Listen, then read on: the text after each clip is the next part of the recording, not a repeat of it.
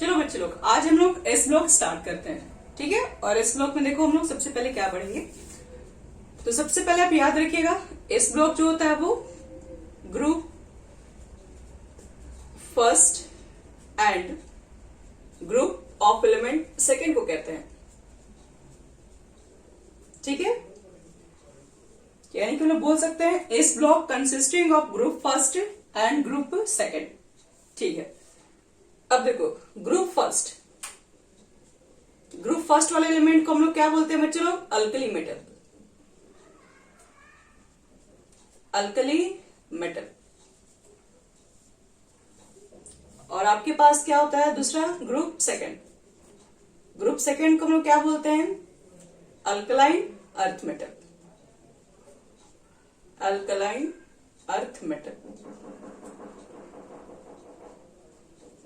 Alkali metal इसलिए बोलते हैं ना क्योंकि इसके ज्यादातर जो भी एलिमेंट्स होते हैं वो बेसिक नेचर के होते हैं, और अल्कलाइन अर्थ मेटल्स मतलब इसके ज्यादातर नेचर जो होते हैं वो ज्यादातर इसके जो एलिमेंट्स होते हैं वो अर्थ क्रस्ट से निकाले जाते हैं। तो ग्रुप फर्स्ट में हम लोग कौन कौन से एलिमेंट्स आते हैं? तो लिथियम, ठीक है, सोडियम, फिर पोटेशियम, फिर आपके पास आता है हेलिना की रब यानी कि रुबेडियम, सेजियम, फ्रांसियम। ऐसा शॉर्ट ट्रिक भी इसका है, एच फॉर हाइड्रोजन, बट इसमें हाइड्रोजन नहीं होता अल्किली मेटल्स में। Lithium, sodium, potassium, rubidium, caesium, francium, Lina की रब से फरियाद। ठीक है, और जो अल्कलाइन अर्थ मेटल्स होते हैं उसमें कौन कौन से होते हैं elements?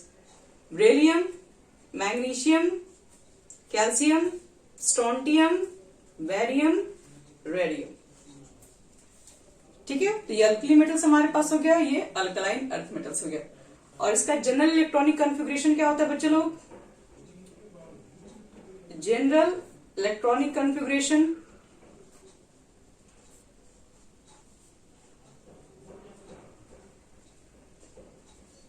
For alkali metals. Alkali के लिए क्या होगा? या एस ब्लॉक अगर मैं लिख दूं तो एस ब्लॉक का जो जनरल इलेक्ट्रॉनिक कॉन्फ़िगरेशन होता है, अगर मैं यहाँ पे एस ब्लॉक एलिमेंट्स लिख दूं तो आप एस ब्लॉक एलिमेंट्स का जनरल इलेक्ट्रॉनिक कॉन्फ़िगरेशन क्या होता है? NS122। ठीक है, और यहां पर अगर NS1 कर दोगे ना तो ये अल्कली मेटल्स हो जाएगा, और NS पे 2 कर दोगे तो ये अल्कलाइन अर्थ मेटल्स हो गया, और 1 2 2 बोलोगे तो वो एस ब्लॉक के अंदर आ जाएगा। तो चलो सबसे पहले आज हम लोग अल्कली मेटल्स के बारे में ही सारे स्टडी करेंगे। ठीक है, अल्कली मेटल्स क्या होती है, इसकी कुछ प्रॉपर्टीज बात करेंगे, फिजिकल प्रॉपर्टीज और chemical properties. Alkaline earth metals इसके बाद। चलिए, तो हम अल्कली मेटल्स को रखते हैं, इसको हम यहां से इरेज कर लेते हैं।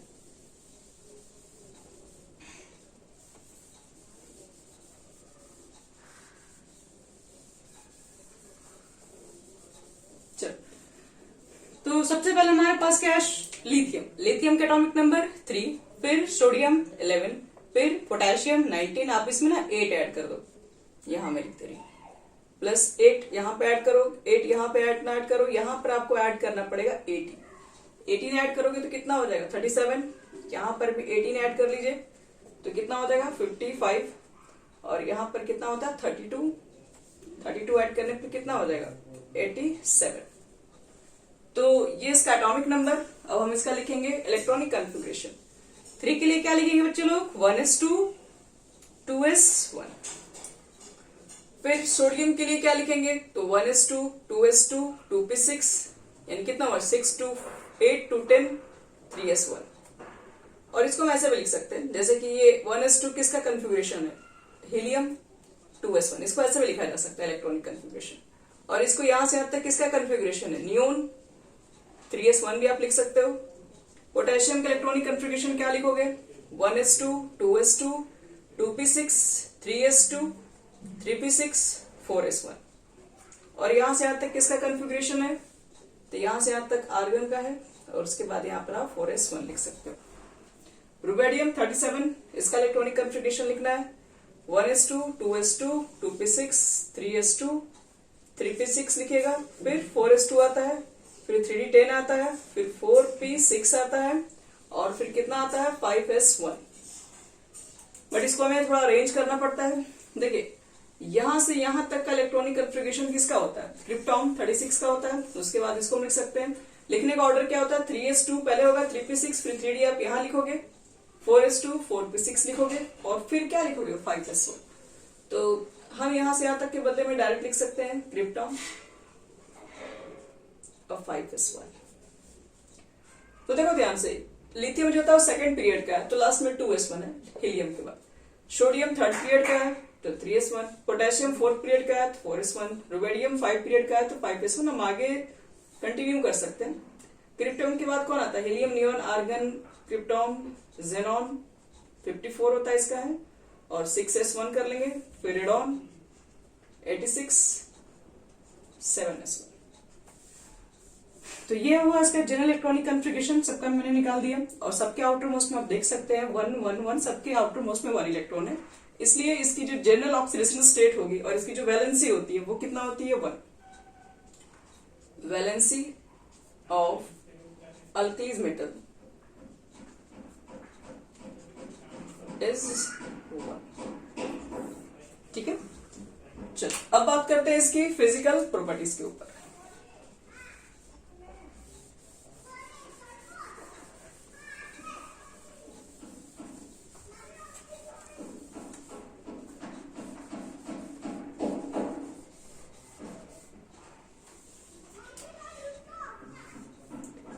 Physical properties of alkali metals.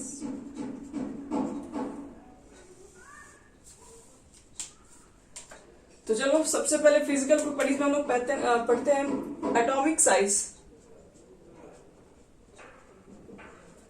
Atomic size या फिर बोल लो आयनिक रेडियाई।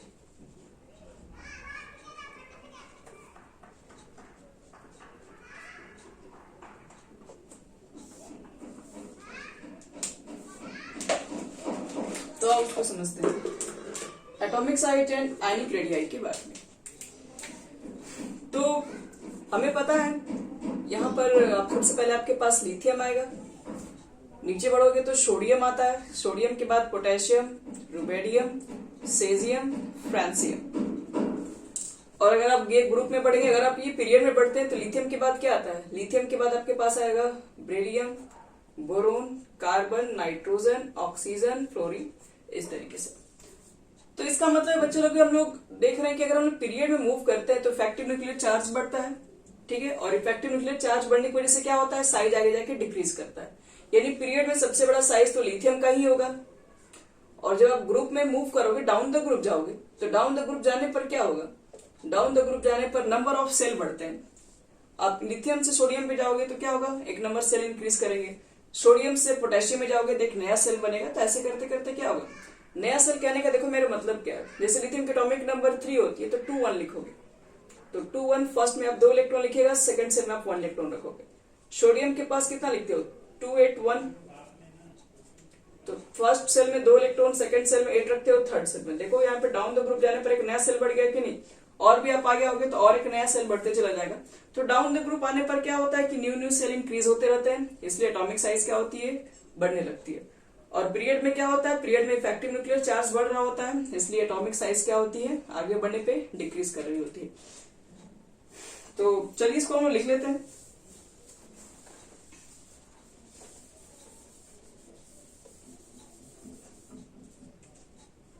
लिखेंगे हम लोग on moving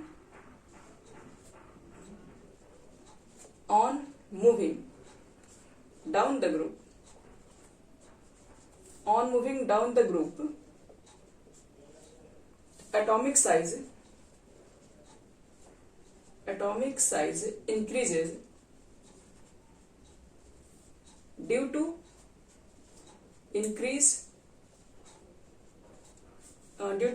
in number of cell।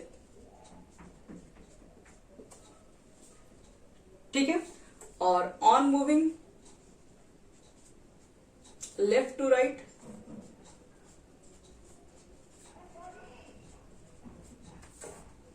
In period atomic size decreases क्यों डिक्रीज करेगा? तो due to increase Z effective, मतलब इफेक्टिव न्यूक्लियर चार्ज।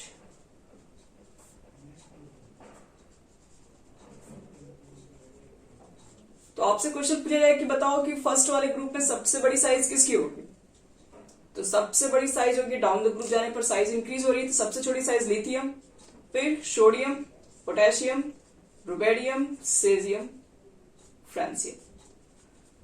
फ्रांसियम आपके पास एक रेडियो एक्टिव एलिमेंट है, ध्यान रखिएगा। तो अगर ऑप्शन में है तो ठीक है, नहीं तो आप सेजियम तक ही आंसर कर लोगे, यानी कि ये इनका है करेक्ट ऑर्डर। चलो एटॉमिक साइज हमारे पास हो गया कंप्लीट। हम लोग सेकंड पढ़ते हैं, आयोनाइजेशन एनर्जी, वो क्या होता है?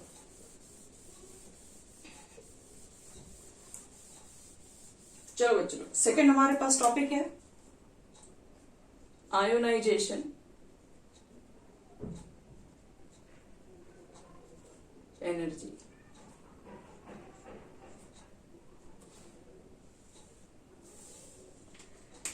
चलो देखते हैं आयोनाइजेशन एनर्जी क्या होगा। तो सबसे पहले हम लोग देखेंगे कि आयोनाइजेशन एनर्जी होती क्या है। जैसे मान लीजिए आपके पास एक एटम है, उसके आउटर मोस्ट में एक इलेक्ट्रॉन है, उस इलेक्ट्रॉन को क्या करना है? बाहर निकालना। उस इलेक्ट्रॉन को बाहर निकालने में, क्योंकि वो इलेक्ट्रॉन है तो न्यूक्लियस से क्या होगा? अट्रैक्ट होगा। तो उसको बाहर निकालने में आपको कुछ ना कुछ तो एनर्जी लगानी पड़ेगी, और वो जो भी एनर्जी लगानी पड़ेगी, क्योंकि इलेक्ट्रॉन जैसे बाहर निकल जाते हैं एटम से, तो एटम्स क्या होता है? आयन बन जाता है। जैसे आप लोग पढ़े होंगे कि Na यहाँ रहता है और Na से हम लोग एक इलेक्ट्रॉन को बाहर निकाल देते हैं, तो क्या बन जाता है? ये आयन फॉर्म कर लेता है। तो इसी को क्या बोलते हैं? इसी का तो नाम है आयोनाइजेशन एनर्जी। जब भी आप किसी एटम से उसके आउटर मोस्ट इलेक्ट्रॉन को रिमूव करते हैं, जो भी आपको एनर्जी लगती है उसको बोलते हैं आयोनाइजेशन एनर्जी। तो हमें क्या देखना है? हमें देखना है कि डाउन द ग्रुप जाने पर आयोनाइजेशन एनर्जी घटेगी या फिर बढ़ेगी। तो आओ चेक करते हैं। आपके पास क्या है? लिथियम है, लिथियम के बाद क्या था? सोडियम, फिर potassium, rubidium, caesium, francium. Down the group जाने पर हम लोग देख रहे हैं क्या हो रहा है? एटॉमिक साइज क्या हो रहा है? एटॉमिक साइज इंक्रीज हो रहा है। Atomic size increase, down the group जाने पर एटॉमिक साइज बढ़ेगी। अगर साइज बच्चों लोग अगर इंक्रीज हो रही है, समझिए आप लोग, तो यहाँ पर न्यूक्लियस है, साइज अगर कंटिन्यू, पहले इलेक्ट्रॉन मान लो यहाँ था, फिर इलेक्ट्रॉन मान लो यहाँ पर हो गया, तो पहले अट्रैक्शन ज्यादा था, फिर अट्रैक्शन इधर आ गया तो कम हो गया। अगर नया एक और सेल ऐड हो गया तो फिर क्या हो गया? फिर अट्रैक्शन कम होगा, क्योंकि इलेक्ट्रॉन्स क्या हो रहे हैं? न्यूक्लियस से कंटिन्यू दूर होते चले जा रहे हैं। तो अट्रैक्शन कम होगा, तो इसको हमको बाहर निकालना काफी इजी हो जाएगा। फिर इसका मतलब है कि इसको बाहर निकालने में जो भी एनर्जी लगती है उसको बोलते हैं आयोनाइजेशन एनर्जी। और जितना एटॉमिक साइज बड़ा होते चले जाएगा उतना ही एनर्जी क्या कम लगेगा। तो हम लोग बोल सकते हैं कि डाउन द ग्रुप जाने पर क्या होता है? एटॉमिक साइज इंक्रीज करती है, जिसकी वजह से आपके पास आयोनाइजेशन एनर्जी क्या होती है? डिक्रीज कर जाती है। तो चलो इसको लिख लेते हैं हम लोग।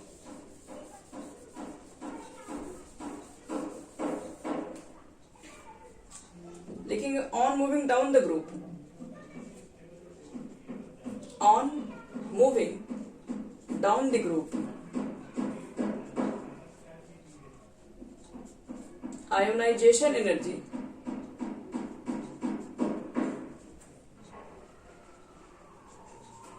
decreases due to increased atomic size.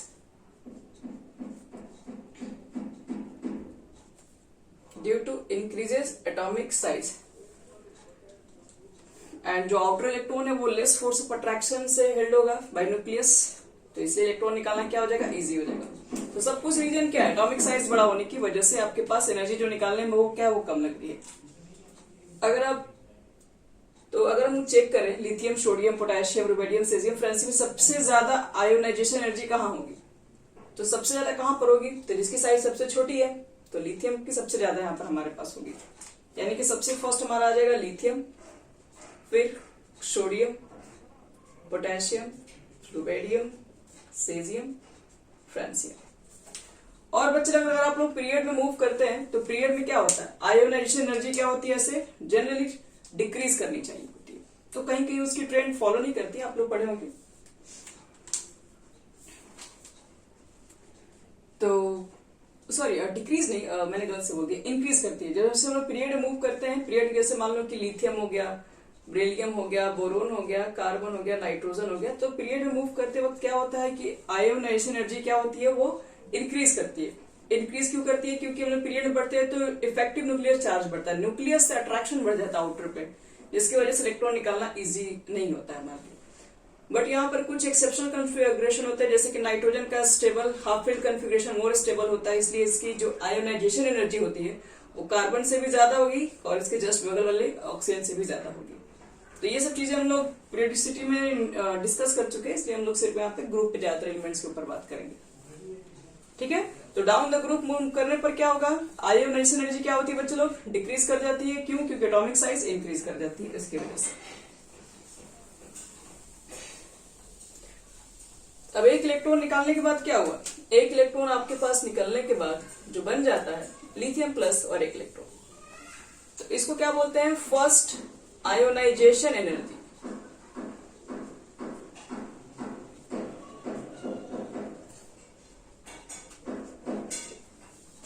अब चीज बताइए, फर्स्ट इलेक्ट्रॉन निकालने में जो भी एनर्जी लगी उसको बोलते हैं आयोनाइजेशन, और वो काफी कम होती है। लेकिन अगर आपसे पूछा जाए सेकेंड इलेक्ट्रॉन अगर निकालना है तो उसमें एनर्जी क्या होगी, आप जानते हैं कि सेकेंड इलेक्ट्रॉन आप जब भी निकालोगे तो ये अब तक बन गया है क्या, ये नोबल गैसेस बन चुका है, क्योंकि एक इलेक्ट्रॉन निकलने के बाद ये हीलियम का कन्फिग्रेशन ले लेगा। यहां से सोडियम में एक इलेक्ट्रॉन निकालोगे तो नियोन बन जाएगा, तो वो स्टेबल कन्फिग्रेशन हो जाएगा, फिर वहां से इलेक्ट्रॉन निकालना आपका काफी डिफिकल्ट हो जाएगा। तो सेकेंड आयोनाइजेशन एनर्जी याद रखना, second ionization energy of alkali metal is very high. First तो बच्चे लोग कम होता है, लेकिन सेकंड जब निकालोगे तो काफी हाई होगा, क्योंकि वो तब तक स्टेबल कॉन्फ़िगरेशन नोबल गैसेस का अचीव कर चुका होगा। चलो थर्ड प्रॉपर्टी बात करते हैं, ये हमारा टॉपिक खत्म हो गया आयोनाइजेशन। थर्ड हमारे पास प्रॉपर्टी है मेटालिक कैरेक्टर।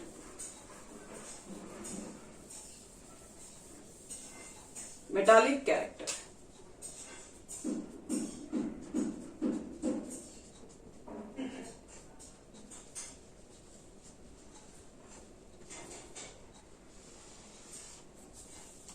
चलो देखते हैं मेटालिक कैरेक्टर क्या होगा।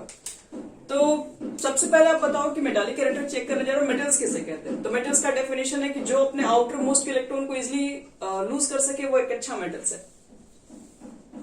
तो अगर वो लूज कर सके तो अच्छा मेटल्स है, तो सबसे आसानी से अपने इलेक्ट्रॉन को कौन लूज कर रहा होगा, तो वही लूज कर रहा होगा जिसका इलेक्ट्रॉन आसानी से लूज कौन कर सकते हैं, जिसका अट्रैक्शन न्यूक्लियस से कम होगा, क्योंकि ज्यादा अट्रैक्शन होगा तो इसको पकड़ के रखेगा, इसको तो जाने नहीं देगा फिर।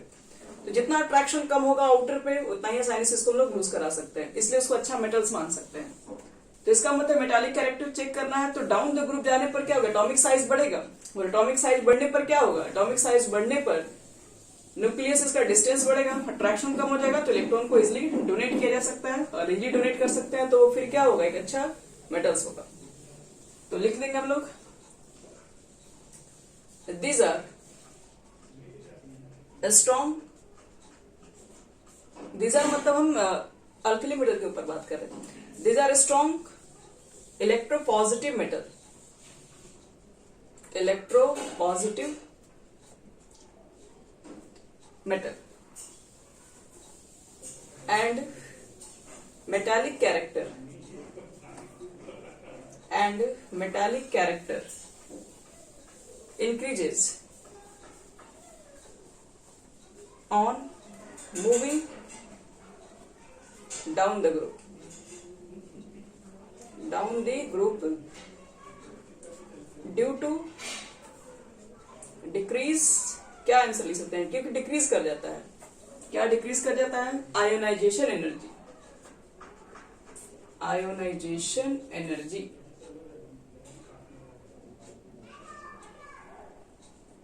ठीक है, मतलब इलेक्ट्रॉन जो बाहर निकालने की जो एनर्जी है वो कम होने लगती है, इसलिए यहाँ पर क्या होता है, इसलिए इलेक्ट्रॉन्स बाहर निकलने लगता है। आप यहाँ पर एटॉमिक साइज भी लिख सकते हो, नो मैटर।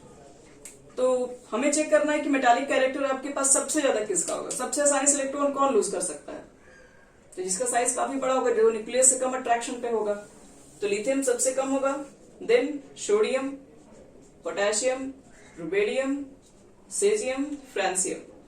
तो याद रखना ये ऑर्डर है। सबसे अच्छा मेटल्स कौन सा होगा, तो ऐसे जनरली बच्चे लोग सोडियम पोटेशियम बोलते हैं, बट सबसे अच्छा मेटल्स हो जाएगा हमारा francium, then caesium, rubidium, potassium, sodium, lithium. चलो अब बात करते हैं इनके physical state. Physical state 4 point.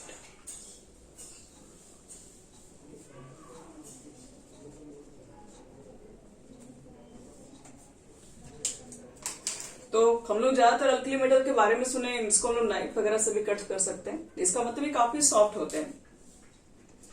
तो this all are softs, these all are soft metals with silvery white appearance,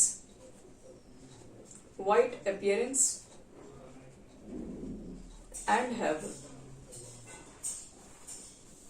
BCC structure।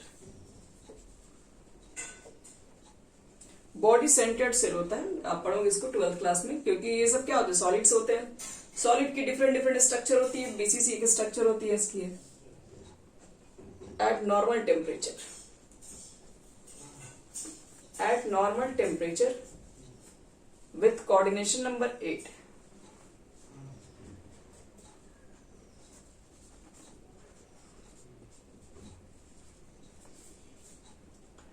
यानी कि जो अल्कली मेटल्स होती हैं वो काफी सॉफ्ट होती हैं, अपीयरेंस सिल्वरी होती है, व्हाइट कलर की दिखती हैं। कोऑर्डिनेशन नंबर इनकी क्या होती है, 8 होती है। मतलब इनके जो एटम्स होते हैं, एक एटम्स चारों तरफ दूसरे एटम से, क्योंकि आपके पास मान लीजिए कि पोटेशियम है, कोई भी चीज है अल्कली मेटल्स है, तो अल्कली मेटल में तो सिर्फ एक ही एटम नहीं होंगे, बहुत सारे उसके एटम होंगे। तो बहुत सारे एटम आपस में कुछ अरेंजमेंट करके रखते हैं, तो एक बीसीसी अरेंजमेंट होता है, बीसीसी स्ट्रक्चर होता है। बीसीसी स्ट्रक्चर में एक एटम क्या कहते हैं, आपस में चार, नीचे भी 4 एटम को टच कर रहे होते हैं, इसलिए उसी कोऑर्डिनेशन नंबर 8 हो जाती है। तो इसको हम लोग पढ़ते हैं 12th क्लास में। अभी आपको सिर्फ ये जानना है कि सॉफ्ट होती है, स्लवरी होती है, बीसीसी के स्ट्रक्चर होती है, जिसमें कोऑर्डिनेशन नंबर 8 होता है, बस। चलो नेक्स्ट हमारे पास है melting points and boiling points. पांचवा प्रॉपर्टी हमारे पास है melting points and boiling points.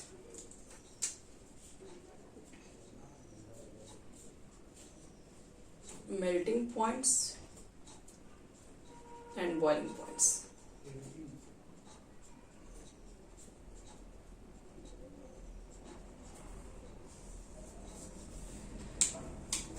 तो ऐसे में लोग जानते हैं कि अल्कली मेटल्स आप देख रहे हैं, जब हम नाइफ से काट सकते हैं तो उसकी मेल्टिंग पॉइंट्स काफी सॉफ्ट सॉलिड है, तो इसलिए इसकी मेल्टिंग पॉइंट्स, बॉइलिंग पॉइंट्स काफी कम होंगी। क्यों कम होंगी, तो क्योंकि हम बोल सकते हैं उनके बीच में जो मेटालिक बॉन्ड है, ठीक है, एक तो वो साइज में काफी बड़ी है, दूसरी बात उनके बीच में जो मेटालिक बॉन्ड है वो क्या होते हैं, वो थोड़े वीक पड़ जाते हैं। तो मेल्टिंग पॉइंट, बॉइलिंग पॉइंट कम होने के बीच में रीजन क्या होता है, सबसे बड़ा रीजन यही है कि उनकी जो मेटालिक बॉन्डिंग होती है, मेटल्स जो आपस में अटैच होते हैं, उनकी जो मेटालिक बॉन्डिंग स्ट्रेंथ है वो वीक है, इसकी वजह से ये इजिली मेल्ट हो जाती है। तो हम लोग लिखेंगे इसके अंदर this have low melting point, short में melting point and boiling point due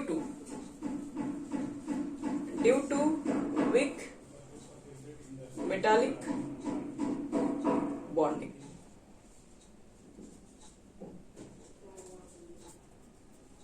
इसकी मेटालिक बॉन्डिंग कम होती है, इसकी वजह से इसकी मेल्टिंग पॉइंट, बॉइलिंग पॉइंट कम होती है। अब हमें क्या करना है, डाउन द ग्रुप जाके चेक करना है कि मेल्टिंग पॉइंट्स घटेगा या फिर मेल्टिंग पॉइंट्स बढ़ेगा।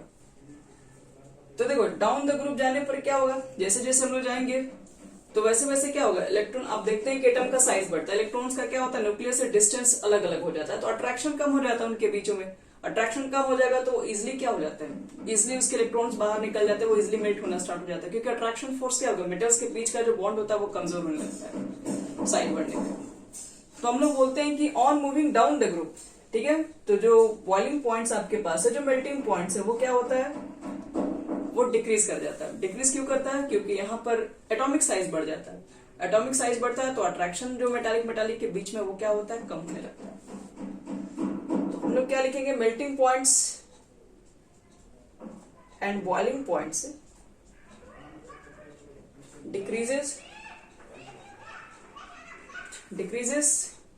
on moving down the group, on moving down the group,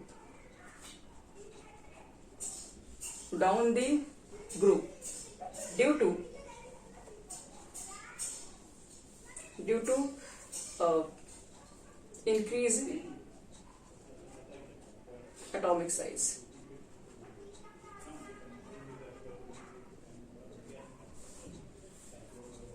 ठीक है, एटॉमिक साइज इंक्रीज करेगा तो मेटालिक बॉन्ड जो होता है वो क्या करता है, डिक्रीज कर जाता है. तो ये होगा हमारे पास मेल्टिंग पॉइंट्स. बॉइलिंग पॉइंट किसी भी अल्कली मेटल्स का कम होने का रीजन, मेटालिक बॉन्ड के बीच की कम होती है. साइज बढ़ने पर मेटालिक बॉन्ड्स जो होती हैं, जो मेटल्स के बीच का जो बॉन्ड होता है वो क्या होता है, कम होने लगता है. चलो अब 6 नंबर पे आते हैं हम लोग हैं, एंथैल्पी ऑफ एटमाइजेशन.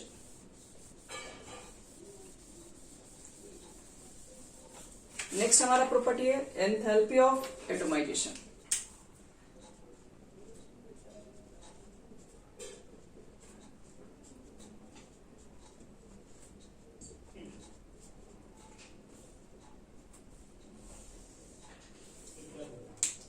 और चेक करते हैं. पहले तो समझते हैं कि एंथैल्पी ऑफ एटमाइजेशन क्या होता है.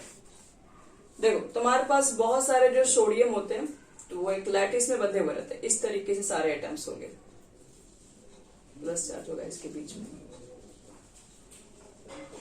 इस तरीके से. हमें क्या करना होगा, तो एंथैल्पी ऑफ एटमाइजेशन का मतलब है कि आपके पास 1 मोल सोडियम एटम होंगे. ठीक है, 1 मोल आपके पास सोडियम मेटल्स होंगे, मेटल्स के एटम होंगे, और उसको क्या करना, उसको गैसियस फॉर्म में कन्वर्ट करना होता है.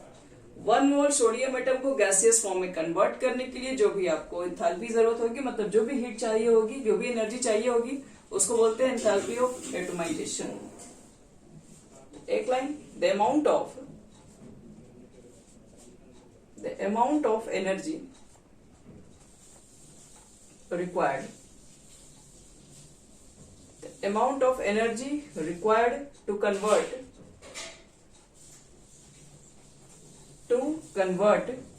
1 mole of atom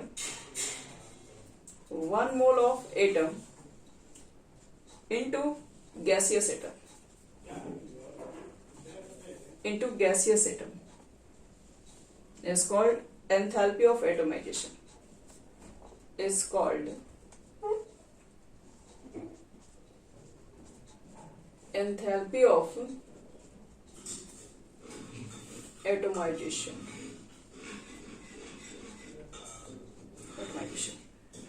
ठीक है, तो 1 मोल सब्सटेंस को गैसेस में कन्वर्ट करना, तो जो भी हमें एनर्जी रिक्वायर्ड होगी तो उसको एंथैल्पी ऑफ एटमाइजेशन कहेंगे. अगर ज्यादा एनर्जी रिक्वायर्ड होगी तो हमें क्या बोलेंगे, ज्यादा एंथैल्पी ऑफ एटमाइजेशन है.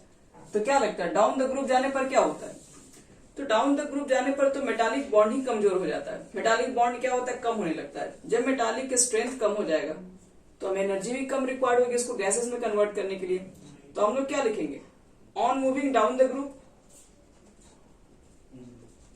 On moving down the group enthalpy of atomization decreases. Enthalpy of atomization decreases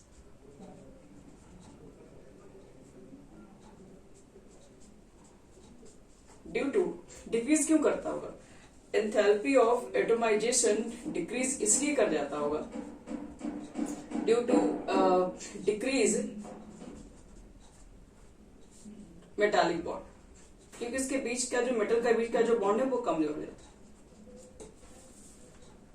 ठीक है, तो इसलिए एंथैल्पी ऑफ एटमाइजेशन भी क्या हो जाते हैं, कम हो जाते हैं. चलो अब बात कर लेते हैं हम लोग डेंसिटी के ऊपर.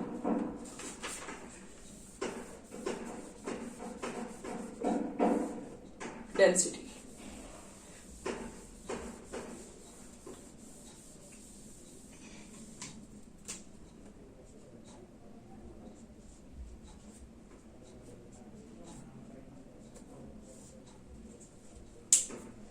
तो देखो ऐसे हम लोग देखते हैं कि अल्कली मेटल्स के पास जनरली क्या है, लो डेंसिटी है. डेंसिटी लो क्यों होती है, क्योंकि उसके पास इलेक्ट्रॉन्स के नंबर भी कम है. तो देखो डेंसिटी के ऊपर हम लोग बात करने जा रहे हैं, अल्कली मेटल्स के डेंसिटी के ऊपर. तो हम लोग बोलते हैं alkali metals have low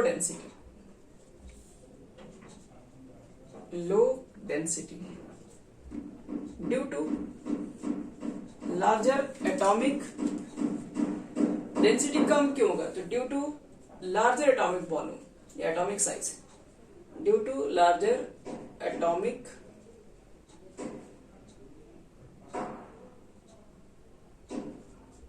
size. तो ऐसे जनरली देखा गया है कि जो डेंसिटी होती है वो क्या होती है, आपके पास कम रहती है। तो ये जो डेंसिटी होती है वो इंक्रीज कब करती है? एक मिनट चलो,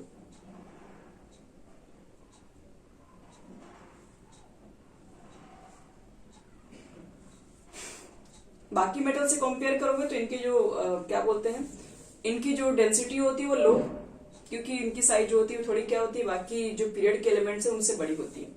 लेकिन अगर हम बात करें ग्रुप के एलिमेंट्स की, तो ग्रुप में एलिमेंट्स हमारे पास कौन कौन से है? लिथियम है, फिर से क्या हो जाएगा, सोडियम है, पोटेशियम है, रुबेडियम है, सेजियम है, फ्रांसियम है।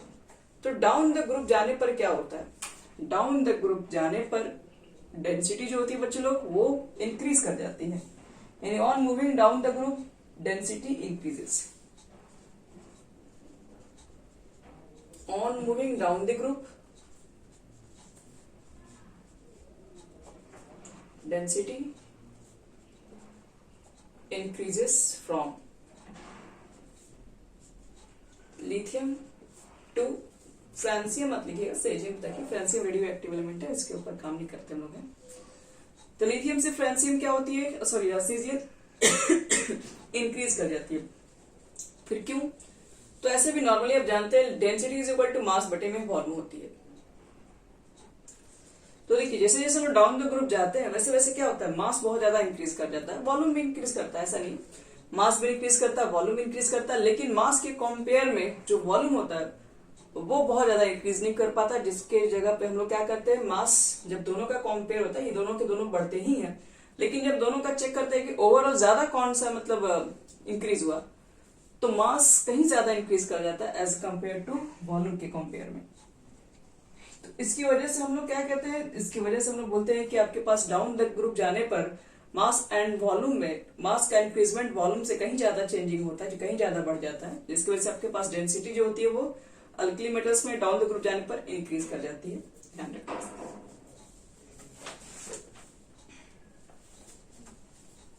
अगर इसको अगर हम लोग लिखा जाए, देखो बता रहे इसमें और क्या रीजन क्या दे सकते हैं हम लोग,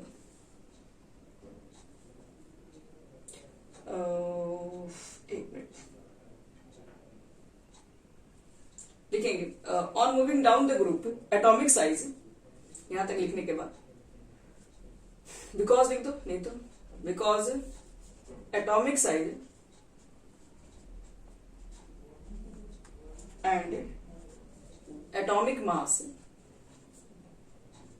बिकॉज बोथ लिख दीजिएगा, both atomic size and atomic mass क्या करता है, increase, but atomic mass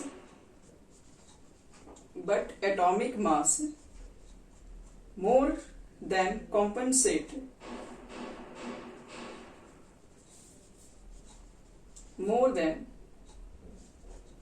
compensate the bigger atomic size।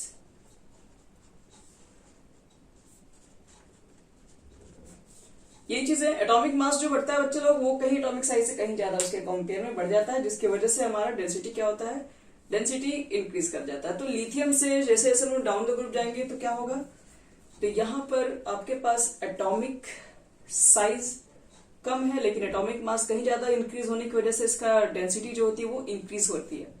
और एक चीज और बता दें हम, यहाँ पर एक ट्रेंड है जो फॉलो नहीं करता, जैसे कि हम जानते हैं कि लिथियम सबसे कम होना चाहिए, डेंसिटी में सबसे कम है, फिर उसके बाद सोडियम, पोटेशियम, रुबेडियम, सेजियम ऐसे होना चाहिए।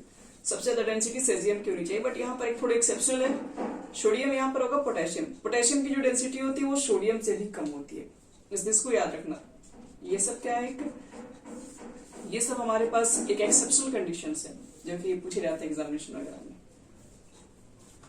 तो डेंसिटी हमारा हो गया। अल्किली मेटल्स का डेंसिटी कम होता है, डाउन द ग्रुप जाने पर इंक्रीज कर पाता है। एटॉमिक साइज, एटॉमिक मास दोनों ही बढ़ते हैं, लेकिन एटॉमिक मास का जो इंक्रीजमेंट है कहीं एटॉमिक डेंसिटी एटॉमिक साइज से ज्यादा होता है। चलो ये तो हमारा हो गया डेंसिटी। 7 नंबर हमारे पास क्या है, 7 नंबर है photo electric effect. Photo electric effect.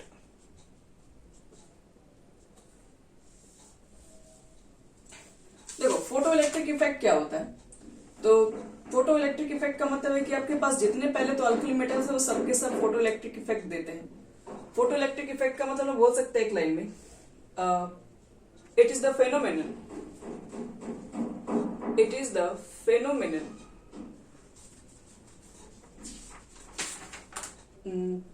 of emission of electron,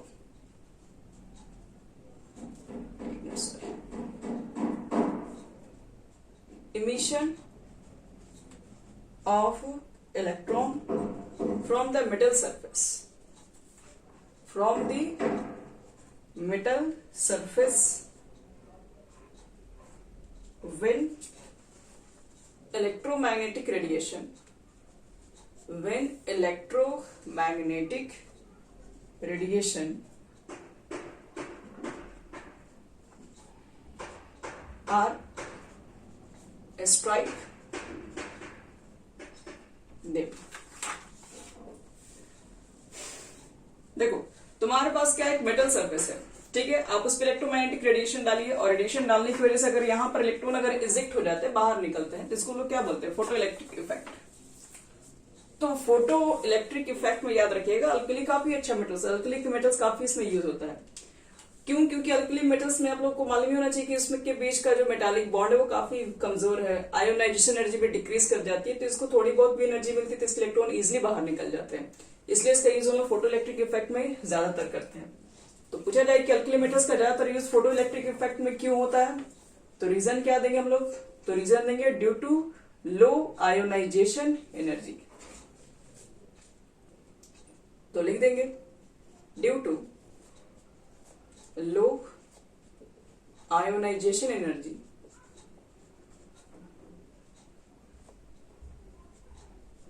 alkali metals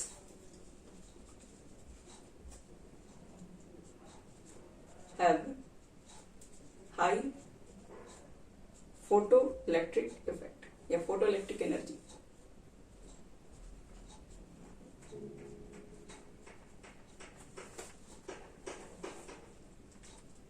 या लिख सकते हो कि due to low ionisation energy alkali metals have high to show photoelectric effect. ठीक है, तो फोटो इलेक्ट्रिक जो आपके पास इफेक्ट है, ठीक है, वो इनवर्सली प्रोपोर्शनल किसके होता है, लो आयोनाइजेशन एनर्जी। तो सबसे अच्छा कौन सा इसमें होगा, तो ये याद रखिएगा लिथियम का हम लोग यूज नहीं करते क्योंकि लिथियम टाइटली इलेक्ट्रॉन्स अट्रैक्ट होते हैं न्यूक्लियस से, इसलिए इसके इलेक्ट्रॉन आसानी से इजेक्ट नहीं हो सकते हैं। सोडियम, पोटेशियम, रुबेडियम, सेजियम, सेजियम सबसे अच्छा माना जाता है फोटो इलेक्ट्रिक इफेक्ट में, इसका यूज किया जाता है। क्यों यूज करते हैं अगर कोई पूछेगा तो लिखेंगे इसके पास लो आयोनाइजेशन एनर्जी है। चलो फोटोइलेक्ट्रिक इफेक्ट हमारा हो गया कंप्लीट। अब नेक्स्ट हमारा प्रॉपर्टी है hydration of M plus ion.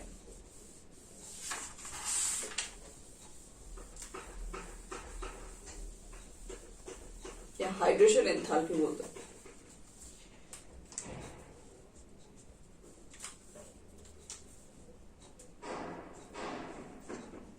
Hydration of ion.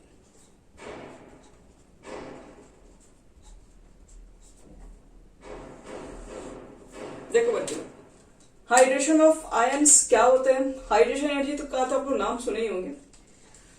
तो हाइड्रेशन एनर्जी में क्या होता है कि जब आप एक मेटल्स के आयन को क्या करते हैं, वाटर के अंदर डाल देते हैं, तो वाटर का जो नेगेटिव चार्ज है इसको चारों तरफ से क्या करता है, सराउंड कर लेता है, और इसके दौरान क्या होता है, यहाँ पर एक एनर्जी रिलीज होती है जिसको हम लोग बोलते हैं हाइड्रेशन एनर्जी। यानी आपके पास मेटल्स आयंस होते हैं जो कि गैसियस फॉर्म में होते हैं, उसको आप वाटर में डालते हैं। वाटर में डालने के बाद ये M प्लस गैस से M प्लस एक्वस में कन्वर्ट होता है और यहाँ पर एक एनर्जी रिलीज होती है और इसको बोलते हैं हाइड्रेशन एनर्जी। और जो बच्चे लोग जो हाइड्रेशन जो एनर्जी होती है वो किसके इक्वल होती है? वो डायरेक्टली प्रोपोर्शनल होती है इस चार्ज के और बटे में होता है साइज के। मतलब जितने छोटे स्मॉल होंगे कैटायंस, जितने आपके पास कैटायन का साइज छोटा होगा, ठीक है, तो उसका न्यूक्लियस अट्रैक्शन बहुत ज्यादा होगा, वो बहुत ज्यादा पावरफुल कैटायंस होगा और वो ज्यादा वाटर मॉलिक्यूल को सराउंड कर पाएगा। और जितना ही ज्यादा वाटर मॉलिक्यूल को सराउंड करेगा उतनी ही ज्यादा अमाउंट में एनर्जी रिलीज होती है। तो इसलिए उसकी जो हाइड्रेशन एनर्जी होगी वो बहुत ज्यादा हाई होगी। चार्ज अगर इसके ऊपर ज्यादा है तो आप समझ सकते हैं, इसके ऊपर अगर पॉजिटिव चार्ज ज्यादा है तो ज्यादा वो नेगेटिव को, ज्यादा वाटर मॉलिक्यूल को फिर से अट्रैक्ट करेगा, तो फिर से ज्यादा वहां पर क्या होगा? हाइड्रेशन एनर्जी होती है। तो हम लोग को ये चेक करना है कि डाउन द ग्रुप मूव करने पर क्या होगा। On moving down the group hydration energy क्या होगा? इंक्रीज करेगा या डिक्रीज करेगा? On moving down the group, आप जान रहे डाउन द ग्रुप जाने पर साइज इंक्रीज करेगा तो हाइड्रेशन एनर्जी डिक्रीज कर जाएगा। Down the group hydration energy decreases, क्यों? Due to increase in size. Atomic size लिख सकते हो, ठीक है। तो इसका मतलब है कि हाइड्रेशन एनर्जी अगर पूछा जाए तो लिथियम का सबसे फास्ट होगा, सबसे ज्यादा होगा, देन सोडियम, पोटेशियम, रुबेडियम, फिर सेजियम, ठीक है। तो हाइड्रेशन एनर्जी हमारा हो गया कंप्लीट। अब हमारे पास है फ्लेम कलराइजेशंस, ठीक है, और ये लास्ट हमारा होगा।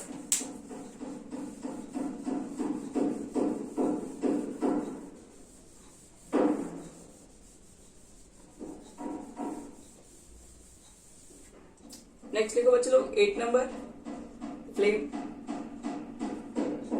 कलराइजेशन।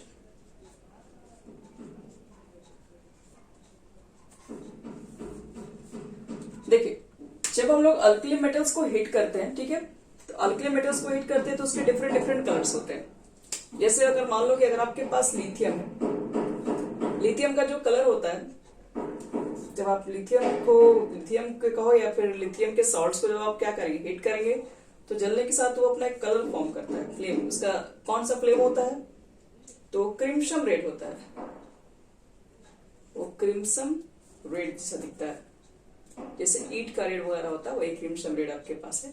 सोडियम जो जलेगा बच्चे लोग उसका फ्लेम येलो दिखेगा।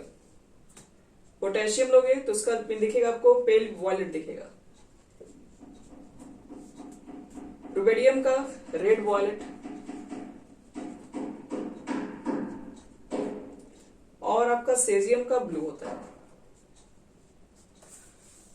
तो ये सब आपके पास अल्कली मेटल्स हैं। अल्कली मेटल्स के इनके सॉल्ट्स को आप जैसे मतलब क्या करोगे, हीट करोगे, तो जो उसका फ्लेम होगा वो फ्लेम में अलग अलग कलर्स दिखाई पड़ते हैं। ये सब कलर हैं। अब ये बात होती है कि ये कलर क्यों दिख रहे हैं, ठीक है, तो इसके पीछे हम क्या रीजन हम लिख सकते हैं, तो लिखते हैं, यही लास्ट हमारा होगा। लिखिए, the alkali metals and their salts impart characteristic color to an oxidizing flame. This is due to energy imparted to loosely bonded electron as a result of which it gets excited and jump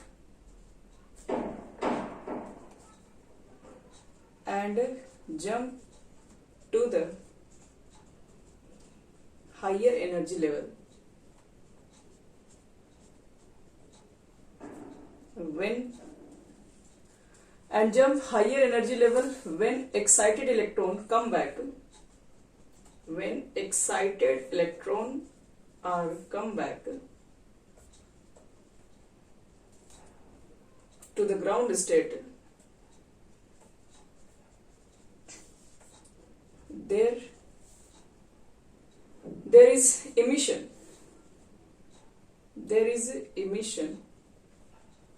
of radiation in the visible region, emission of radiation in the visible region. बस देखो क्या कह रहा है, ये कह रहा है कि जो अल्कली मेटल्स और जो उनके जो सॉल्ट्स हैं, ठीक है, वो क्या कह रहा है, वो कलर शो करता है, वो जब भी जलता है ऑक्साइड, जो उसकी ऑक्सीडाइजिंग जो फ्लेम होती है, जब आप उसको बर्न करते हैं, हीट करते हैं, तो क्या होता है, उसकी जो फ्लेम निकलती है उसमें क्या colour, different different colour impart करता है। क्यों? क्योंकि हम लोग बोल सकते हैं अल्कली के जो मेटल्स, अल्कली मेटल्स के जो इलेक्ट्रॉन्स होते हैं वो क्या होते हैं, लूजली बॉन्डेड होते हैं, और जैसे उसको हम लोग हीट करते हैं तो as a result of which it get excited, उसके इलेक्ट्रॉन्स को क्या मिलती है, एनर्जी मिलती है, और वो क्या करता है, वो जंप करता है, अपने लोअर एनर्जी से हाई एनर्जी वाले लेवल में पहुंच जाता है, और कभी भी हाई एनर्जी में जाने के बाद कोई इलेक्ट्रॉन स्टेबल नहीं होगा, फिर वो वापस वहां का, तो जैसे ही वो वापस एक्साइटेड इलेक्ट्रॉन जब वापस बैक करते हैं ग्राउंड स्टेट में, तो वहां पर कुछ ना कुछ वो एनर्जी जो कि एब्जॉर्ब करके गए थे, ठीक है, वो वापस क्या करते हैं, वो एनर्जी को क्या करते हैं, इमिट करते हैं, और वो जो एनर्जी जो इमिट होता है उसकी जो रेडिएशन जो होती है वो एक वेवलेंथ की तरह बाहर निकलती है, और वो विजुअल रीजन में दिखाई पड़ जाती है। अगर उसकी वेवलेंथ हम लोग पढ़े होंगे 5000 से 7000 के बीच में रहती है तो हम उसके कलर को देख पाते हैं, अदरवाइज आप नहीं देख पाएंगे कलर को। तो यही इसके पीछे रीजंस है। कोई भी अल्कली मेटल्स अगर कलर है, चाहे उसके सॉल्ट्स कलर है, तो इसलिए कलर है क्योंकि इसके जो इलेक्ट्रॉन्स है वो इजिली क्या करता है, इजिली एनर्जी को ऑब्जॉर्ब करके उस इलेक्ट्रॉन एक्साइट होने लगते हैं, और एक्साइट होकर इलेक्ट्रॉन्स फिर वापस जब भी आते हैं तो वो कलर फॉर्मेशन करते हैं। ठीक है, तो ये हमारा हो गया इस ब्लॉक के फिजिकल प्रॉपर्टीज कंप्लीट। अब इसमें केमिकल प्रॉपर्टीज को हम नेक्स्ट वीडियो में पढ़ेंगे।